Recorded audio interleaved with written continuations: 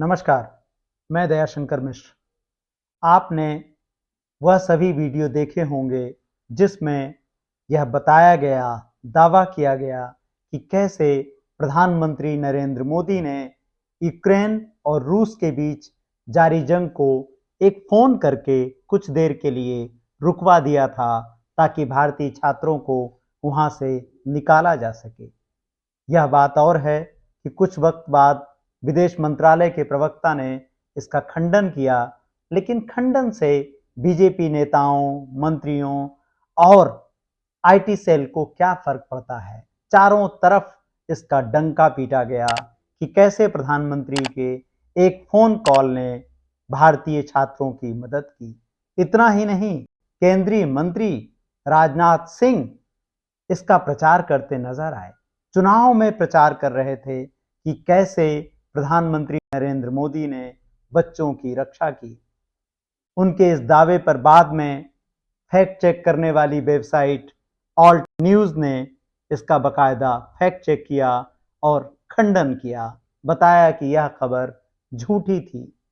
लेकिन झूठ का सबसे बड़ा फायदा यही होता है कि सच नीचे तहखाने में दफन हो जाता है। तो एक तरफ प्रधानमंत्री का जलवा देखिए कि एक फोन से वह क्या क्या काम कर सकते हैं, प्रजा को रात दिन बताया जाता है।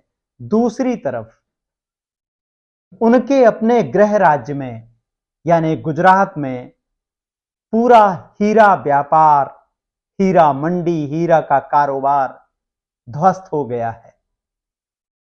लोग संकट में हैं, अपनी जान दे रहे हैं, बच्चों के स्कूल से नाम कटवा रहे हैं और प्रधानमंत्री, गृह मंत्री हमें कोई निर्णय लेते हुए, कोई फोन करते हुए नजर नहीं आते।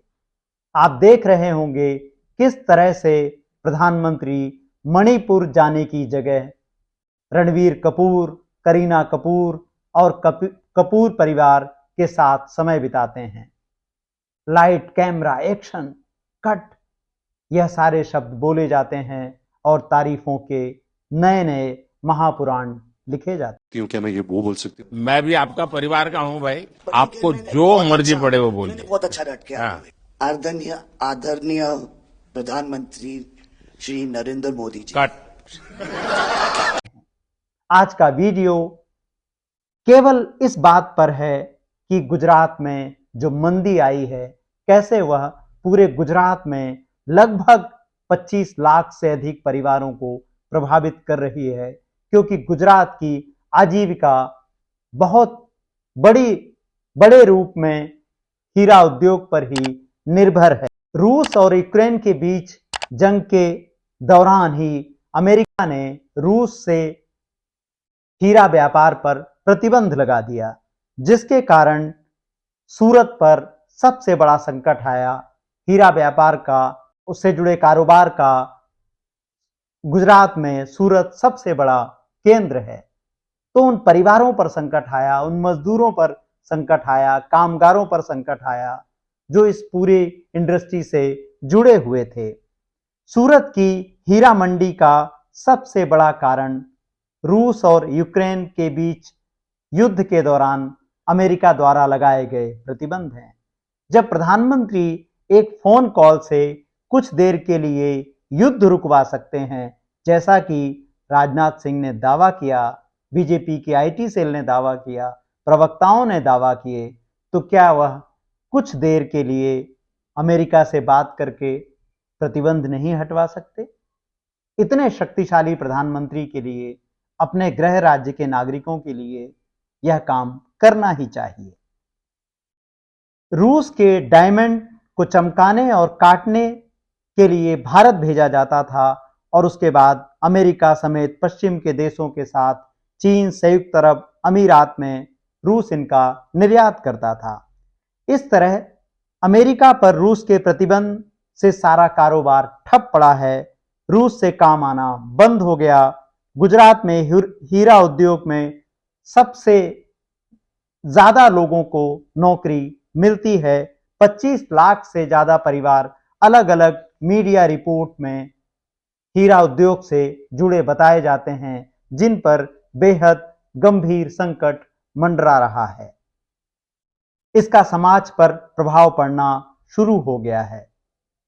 इंडियन एक्सप्रेस ने सूरत से जुड़ी बेहद जरूरी खबर प्रकाशित की है, जिसमें बताया गया है कि 600 से ज्यादा बच्चों ने स्कूलों से अपने नाम कटवा लिए हैं।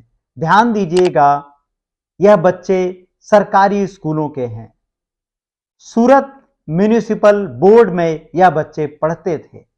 इसका मतलब है कि उनको फीस नहीं देनी पड़ती थी। इसके बावजूद स्कूलों से नाम इसलिए कटवाए जा रहे हैं क्योंकि यह परिवार किसी भी स्थिति में सूरत में रहने का खर्च वहन कर पाने में असमर्थ हैं। इंडियन एक्सप्रेस की इस रिपोर्ट में दीपावली के बाद से सूरत में किस तरह से संकट मंडराने लगा उसका विस्तार से जिक्र किया गया है। इसमें उन परिवारों की कहानी है जो डायमंड फैक्ट्रियों में कामगार मजदूरों की हैसियत से जुड़े थे। अब इन लोगों के पास कोई दूसरा काम नहीं है क्योंकि दशकों से यह केवल एक ही काम करते आ रहे थे। ऐसे में इनके पास अब कोई विकल्प नहीं बचा है, इसलिए अपने अपने बच्चों के नाम स्कूलों से कटवा कर और अपना बोरिया बिस्तर समेट कर अपने अपने गांव की ओर लौट रहे हैं। इस पूरी प्रक्रिया में बच्चों का जीवन, परिवार का जीवन किस तरह से प्रभावित हो रहा है, शायद रात दिन की नारेबाजी और राष्ट्रवाद के शोर में डूबे जनता के लिए इसकी पीड़ा को समझ पाना संभव नहीं है। पिछले सप्ताह राज्यसभा सांसद और हीरा व्यापारी गोविंद ढोलकिया ने एक वीडियो संदेश में सूरत के, गुजरात के डायमंड कामगारों, मजदूरों से धैर्य रखने के लिए कहा था। ढोलकिया ने यह भी कहा था कि 60 साल में हीरे के व्यापार में यह सबसे बड़ी मंदी है। हमें नहीं मालूम कि राज्यसभा सांसद ने यह कहीं कहा हो कि इससे निपटने के लिए सरकार क्या कदम उठा रही है। वैसे भी हम देख रहे हैं कि इस सरकार से सवाल पूछने की इजाजत किसी को नहीं है, विपक्ष को नहीं है और अपनी पार्टी के नेताओं को तो बिल्कुल भी नहीं है। आपको याद होगा, गोविंद ढोलकिया अयोध्या में राम मंदिर के लिए 11 करोड़ का सबसे बड़ा दान देकर चर्चा में आए थे, जिसके बाद उन्हें बीजेपी ने गुजरात से राज्यसभा का उम्मीदवार बनाया था और वह इस वक्त संसद सदस्य हैं। एनबीटी की खबर बताती है कि हीरा कारोबार से जुड़ी कंपनियों में ढोलकिया की बड़ी हिस्सेदारी है और उनकी कंपनियों में अलग अलग मीडिया रिपोर्ट्स के अनुसार 6,000 से 60,000 तक कर्मचारी काम करते हैं। ढोलकिया जब मंदिर के लिए इतना बड़ा दान कर सकते हैं तो उनको कुछ मदद उन गरीब मजदूरों के लिए भी, कामगारों के लिए भी करनी चाहिए जिनके दम पर उनकी फैक्ट्री और उनका कारोबार चल रहा है, जिसके कारण वह इतना बड़ा दान कर पाए और संभव है कि इस दान ने उन्हें राज्यसभा पहुंचाने में मदद की हो। सूरत म्युनिसिपल स्कूल बोर्ड के विभिन्न स्कूलों से वारछा इलाके में 603 बच्चों के स्कूलों से नाम कटने की जो खबर है, उसमें सबसे बड़ी बात है कि वारछा इलाका डायमंड हब के रूप में प्रसिद्ध है। इसका मतलब जो लोग स्कूलों से बच्चों के नाम कटवा रहे हैं, उनमें बड़ी संख्या में ऐसे लोग शामिल हैं जिनके परिवार इन हीरा फैक्ट्रियों में मजदूरी का काम कर रहे हैं या उससे जुड़े हुए हैं। इंडियन एक्सप्रेस की खबर बताती है कि दीपावली के बाद से ही जब मजदूर अपने गांव को गए थे, अपने घरों को लौटे थे, उसके बाद से ही इस पूरे उद्योग पर संकट मंडराने लगा और कैसे धीरे धीरे कंपनियां या तो छटनी करने लगी या उन्होंने वेतन में कटौती कर दी।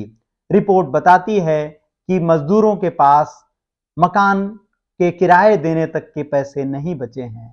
इसलिए भले ही उनके बच्चे सरकारी स्कूलों में पढ़ रहे हों, जहां फीस नहीं देनी पड़ती, लेकिन उनके पास अब ना तो रोजगार का कोई साधन है, ना तो कोई काम है, ना ही काम की उम्मीद बची है। इसलिए वह अपने घरों की ओर लौट रहे हैं, अपने गांव की ओर लौट रहे हैं। इस बीच अलग अलग मीडिया रिपोर्ट्स में आई खबरें बताती हैं कि कामगारों में, मजदूरों में हताशा बढ़ती जा रही है। अब तक 65 से अधिक कामगार नौकरी जाने के कारण, वेतन में कटौती के कारण अपनी जान दे चुके हैं। इस तरह सूरत और गुजरात एक गंभीर संकट में है। तो हम ज़्यादातर कहानियां देखते हैं कि गुजरात एक विकसित प्रदेश है, गुजरात में किसी तरह का संकट नहीं है, वह 24 घंटे केवल दमकता रहता है।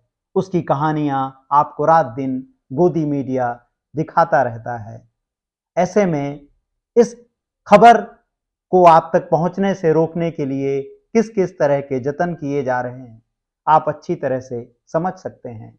आपने अपने प्राइम टाइम पर, टीवी चैनलों पर इस खबर पर कितनी चर्चा सुनी है, हमें ज़रूर बताइएगा। आज के इस एपिसोड में बस इतना ही। लोकतंत्र, संविधान और नागरिक चेतना पर जुड़े विमर्श के लिए हमसे जुड़ें।